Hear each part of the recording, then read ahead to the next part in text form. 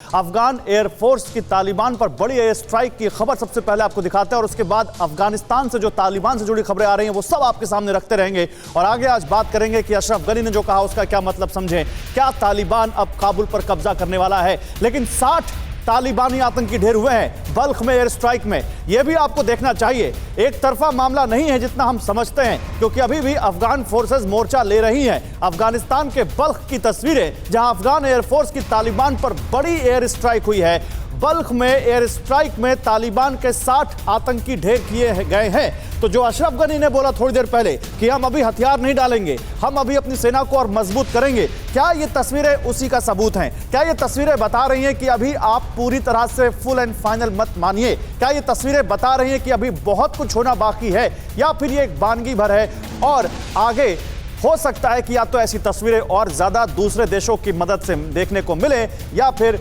ऐसा भी हो सकता है कि नहीं, इससे अब कोई ज्यादा फर्क नहीं पड़ने वाला। देखिए, इस पर मेरे साथ बात करने के लिए कौन कौन है मैं आपको ये बताता हूं। मेरे साथ lieutenant general retired Gurmeet Singh sir हैं, former deputy chief of army staff. Sir बहुत स्वागत है आपका। आरती टिक्कू है हमारे साथ, foreign and strategic affairs expert. Aarti ji आपका भी बहुत स्वागत है। हमारे साथ विष्णु प्रकाश हैं इस वक्त, पूर्व राजदूत। विष्णु सर बहुत स्वागत है आपका। सुमित चौधरी हमारे संवाददाता हमें दिल्ली से ज्वाइन कर रहे हैं, इस्लामाबाद से कासर बस थोड़ी देर में ज्वाइन करेंगे हमें। लेकिन ये तस्वीरें देखते हुए गुरमीत सर, सबसे पहले आपसे एक सवाल, क्या जहन में आता है अशरफ गनी का वो शेर दिल स्टेटमेंट कि अभी हमें हारा हुआ मत मानिए, आपका राष्ट्रपति आपके साथ है, जो ये अस्थिरता देश में आ रही है इसको हम खत्म करेंगे, या फिर ये केवल एक तस्वीर ऐसी कि हाँ ठीक है अफगान फोर्सेस कर तो रही हमला लेकिन अब कुछ होना नहीं?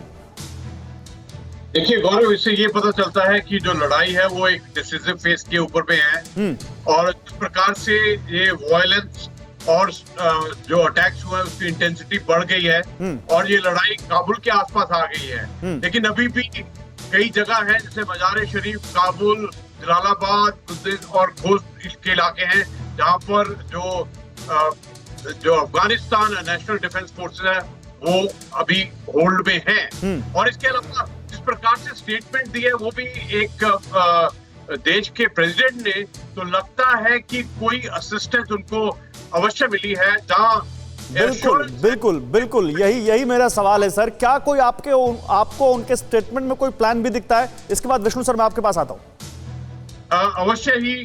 देखिए, इसके अंदर में जिस प्रकार से उन्होंने स्टेटमेंट दी है और जिस समय के ऊपर में उन्होंने स्टेटमेंट दी है, ऐसा लगता है कि जो उनको असिस्टेंस मिलने वाली है बहुत क्रिटिकल और बहुत इंटेंस जो है वो मदद मिलने वाली है। उस स्टेटमेंट पर मैं आऊंगा, लेकिन उससे पहले आरती टिक्कू मैं आपका एक कमेंट लेना चाहता हूं। विष्णु सर, उस स्टेटमेंट पर आपसे मैं कमेंट लूंगा, लेकिन पहले आरती टिक्कू आपकी एक्सपर्टीज की मैं यहां पर जरूरत समझता हूं।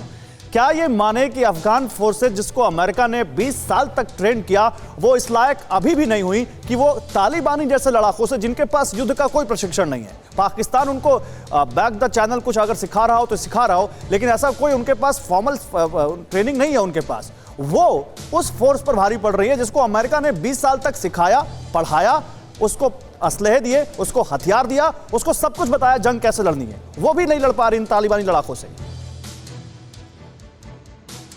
तो मानना पड़ेगा कि कोई भी नेशन या किसी भी स्टेट या सोसाइटी की जो आर्मी है, बहुत टाइम लगता है एक इंस्टीट्यूशन को बनने के लिए।